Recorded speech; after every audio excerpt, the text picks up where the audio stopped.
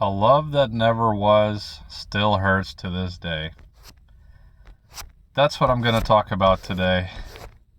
I know the last two videos I was just kind of free flowing, but this one I wanted to do a topic and kind of tell a story, a very cringe and sad story that happened to me. Mostly cringe, but I guess sad as well. Um, and this story is about this girl that I really liked and could have had something with, and nothing happened with it. And what makes it so cringe is it felt like it was real.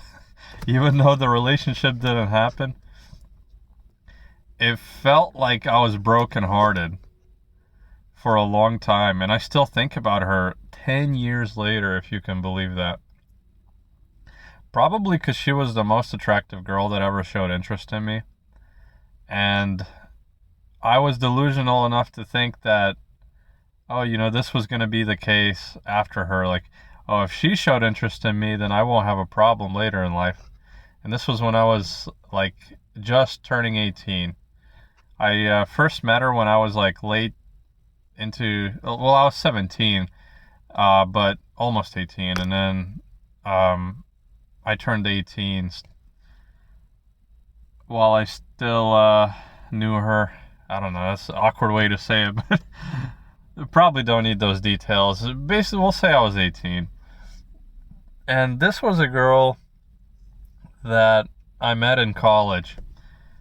And I was still in high school at the time. I was doing concurrent enrollment, which is like taking college classes in high school, for those of you who don't know. I basically, my senior year in high school, I went to college for the first half of the day and to high school for the second half of the day. And the reason I even did that was because obviously you get college credit, but also college is only twice a week. It was either 2 or 3 times, I forgot. Whereas high school is every day. So I got to sleep in a few days extra. So anyway, I met her in my English composition class. And she basically, I came into the class on the first day. You pick your seat. I picked my seat. And then she came in and sat next to me. And she was like a really pretty white girl who was, I think she's Polish. Her last name's Polish. And she looks Polish. And I'm Ukrainian, so it's like another Slav. A Slavic girl, pretty, thin, just my type. And we kind of started to, talk and flirt a little bit. She'd be like, she would touch my leg with her leg, touch my arm with her arm. Like subtle things, but, it's not things I'm imagining. These are real. So this kind of went on. We started texting a little bit. And then, towards the end of the semester, I made, a sexual joke that she reciprocated. So I kind of shot my shot, I guess, and was kind of surprised that she reciprocated. Because, she was pretty. She was a year older. She was 19, I guess, and I had just turned 18. And this was it was either on my 18th birthday or a day before. And I said, or my birthday got brought up, and she said something about it. And I was like, yeah, I'll be legal soon. I know what you're thinking. And I kind of looked at her and she started blushing. I was like, damn, I'm in. So later that day I texted her and I asked her out just to go on a date. And she said no. Basically she said no. She made up some kind of excuse that she's busy and said she's busy again on another day. And I was kind of flabbergasted because she was I could tell she liked me. So that was fine, I guess. It went, a couple of days passed, probably a week passed.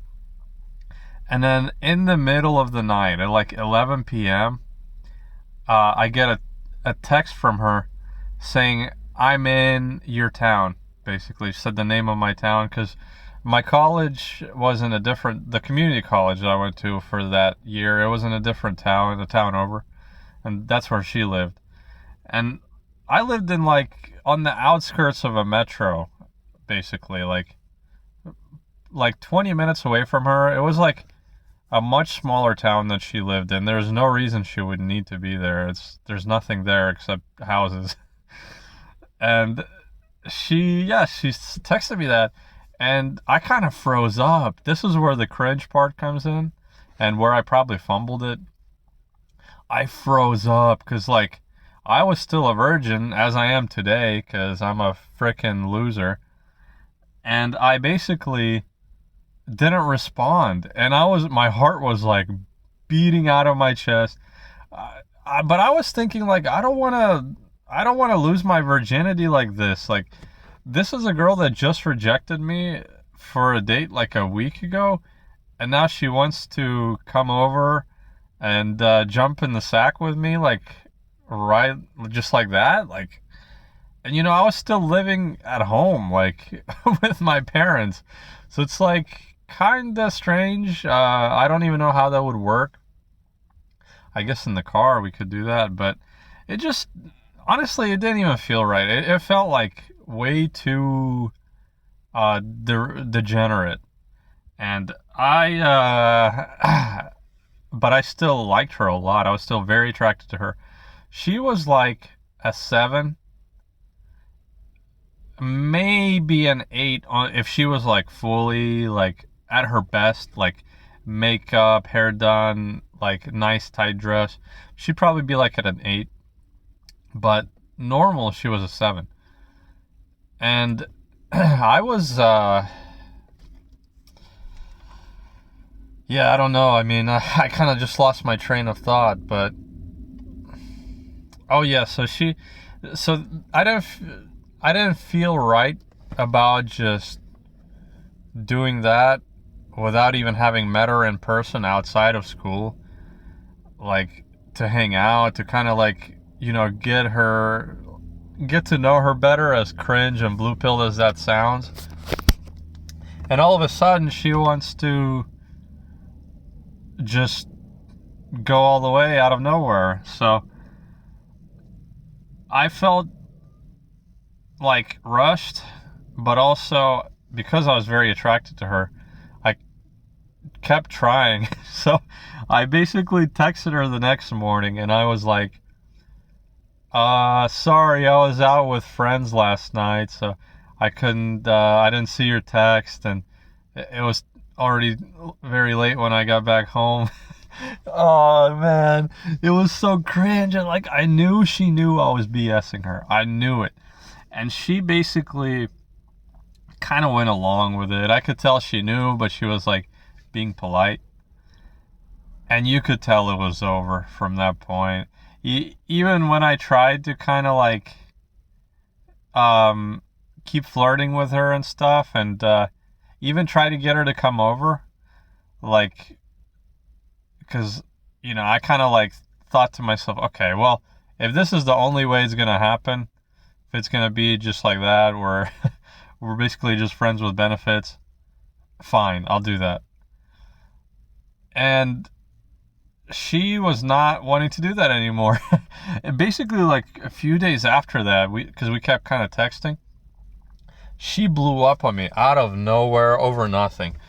It was like I don't know, like her car broke down, or she said, and then I made like a little joke saying, well, at least everything worked out. I don't know, because this was so long ago, I don't remember exactly what I said, but she just like changed, like with a snap of a finger. She like went from lighthearted to like serious, being kind of a female dog about it.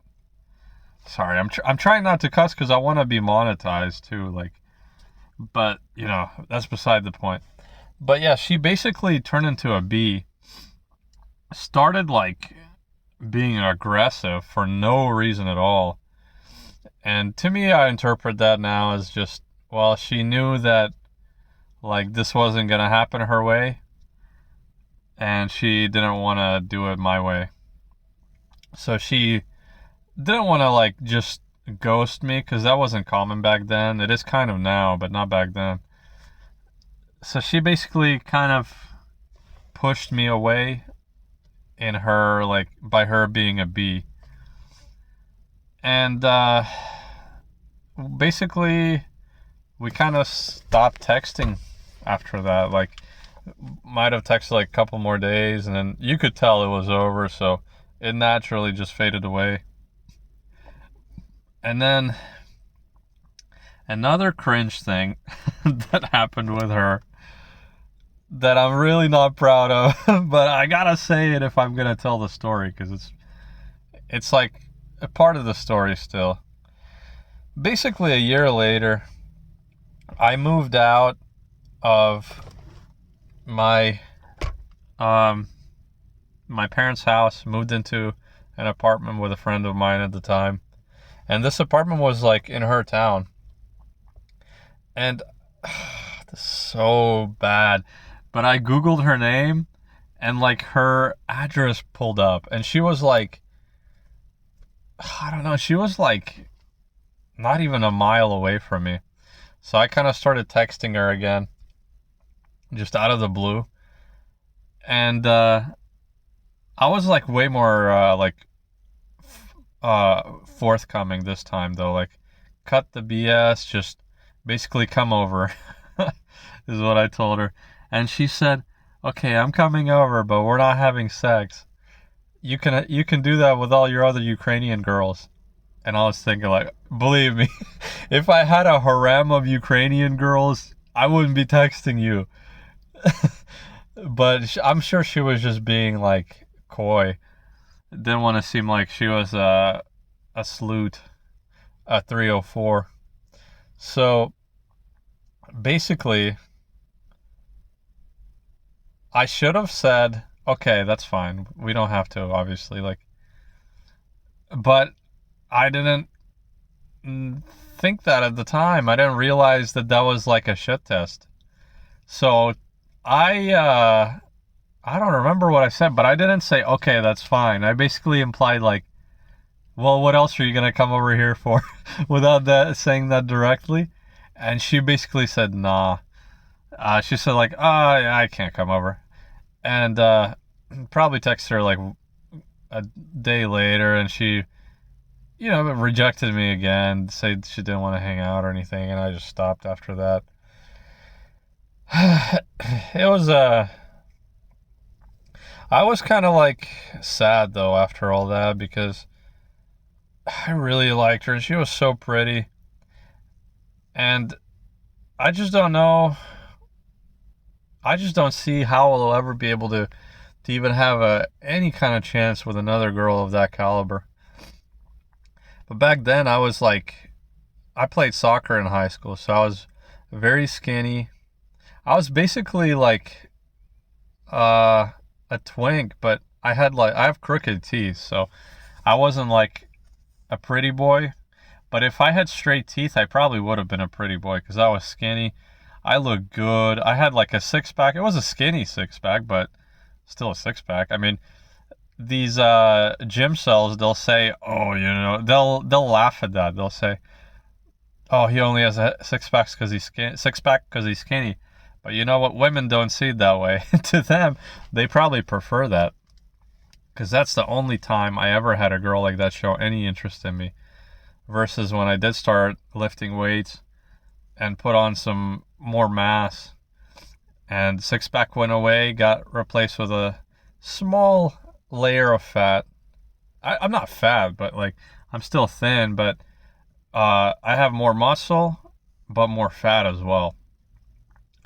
And what they say about twink death is being real in the BP community, the black pharmaceutical community, because I think YouTube might strike that word if you say it. So the BP community, there's a lot of people saying that twink death is real, and after that, after you're not like a young skinny pretty boy anymore, it's kind of over with the prettiest girls. And I think that's been the case for me. But yeah, I mean, I had like long hair, nice hair too. Like, yeah, I look good looking back on it, but yeah, man, it's just brutal, man. It's just so brutal that that was the way it was, and how much it hurt. Like, I kept thinking about her for years and years and years, and like a lot. Like, I kept thinking about her a lot, like what could have been, and only now. Well, not only now, but maybe like a couple of years ago, a few years ago, it kind of started to subside. She pops up in my mind once in a while. I'll go look on Facebook, see where she's at in life. And I'm 28 now, so she's like 29, and she still looks good. She still looks like she's 20. I still look pretty young too, to be fair. But a little. I probably look like I'm 25, maybe, because I don't have a lot of stress in life, so I'm not aging too badly. Still have all my hair. But yeah, it's kind of sad. Like, the love that could have been can be so powerful, even though nothing even happened between us. And I know it's like probably just my imagination, because she's kind of promiscuous from what I've seen. And those kind of girls kind of like, I don't know, that I just don't like promiscuity. I really don't. And from, checking on her Facebook, she's like hopping from boyfriend to boyfriend. She's going to all these like EDM festivals. And I'm sure you guys know about the stereotype for EDM girls. Um, so, I mean, it kind of now makes sense that she just wanted to jump in the sack and she didn't want to be like in a relationship with me and didn't want to seem public with it. Because she's even posted like crazy stuff on her public Facebook profile where like everybody sees it. Whereas it had like a picture of two people and like one of those weird like psychedelic cartoon type things. There was no nudity, but it was implied nudity, and it basically said like, find somebody who can f you right or f you like this. I was like, dude, like your parents see this. So I'm realistic that if we did hook up, even if we did get into like a relationship, like it wouldn't have lasted. She would have just moved on. But it still doesn't make it any less hurtful, because I've been a lonely, single, loser virgin since then. And it's kind of looking like this is going to continue unless something just out of the blue happens, unless a girl just throws herself at me. Because no matter what I try, I mean, cold approach, all that pickup artist nonsense, I've tried all that, got a bunch of numbers, and it goes nowhere. They just ghost you.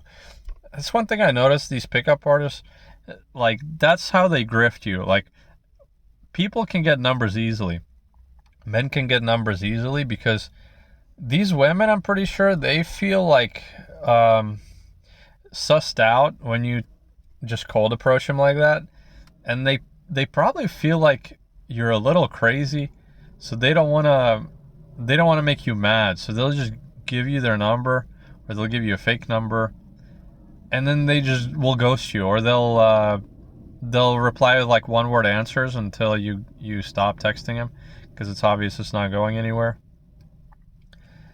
Like, the only girlfriend I had was when I was 15, and she came up to me, and after that, this other girl was the only one that I liked that also liked me back. And you see how that ended up. And since then, I've tried with a few other girls in real life as well, and like, I could tell they kind of like, I could tell they could like me, but there was something about me that kept them away. So it didn't go anywhere, and then I just gave up. When I turned like 23, I saw that it was just I was just abusing myself by going out and asking, you know, asking women out who really have no interest in me. and bearing that rejection. Even though people say, oh, you shouldn't be afraid of rejection. But it's like, not that simple. I mean, rejection hurts. There's a reason why it dejects people the way it does. And you can only take it so much. You know, it's always these people that say, like, it's always these people that women are attracted to that have no problem getting girlfriends or wives that come up to you and say, listen, bro, just go up to like 1,000 girls, okay? Just approach 1,000 girls and like one of them has to say yes. But it's like, nah, that's not even true. I mean, maybe, but like, first of all, who would want to approach 1,000 girls and get rejected 990 times? That would crush your freaking mind, crush your spirit. It would be just not even possible, because you would feel like a wet rag after probably like 20 of them. Because this is how I felt. I don't know, maybe some people are different, but I felt like a wet rag after getting rejected like 20 times. Because this is social feedback. It's not like you can just disregard these things, because these are hardwired into our psyche and our souls, that social rejection is feedback that you are not desired by that person in any way. And that kind of signals like exclusion, and it makes you feel like you're not good enough, you're an outsider, you're unwanted. And the more you get rejected, the more that feeling amplifies until it just consumes you. And that is something I can't bear. And if you want to call me weak for that, you can go ahead. I will call you a liar for pretending like this isn't the case for you. But that's it. I don't want to go too long. I kind of covered the story, you know. I want to stick to a topic to see if how I can do that. But that's how it went with that girl, and very cringe, very sad, very very blackpilling experience. Till next time.